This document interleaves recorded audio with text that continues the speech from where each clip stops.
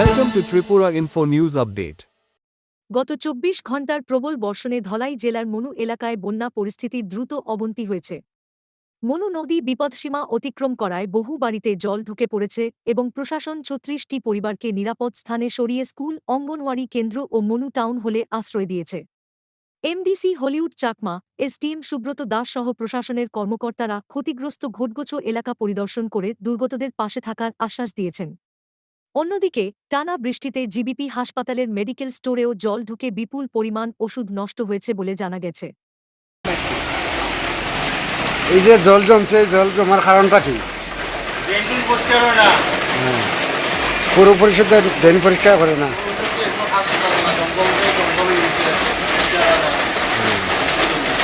কৌটার ভিতরে জল।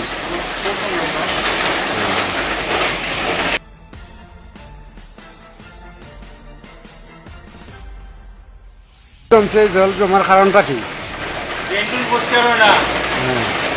পুরো পরিষদ ড্রেন পরিষ্কার করে না।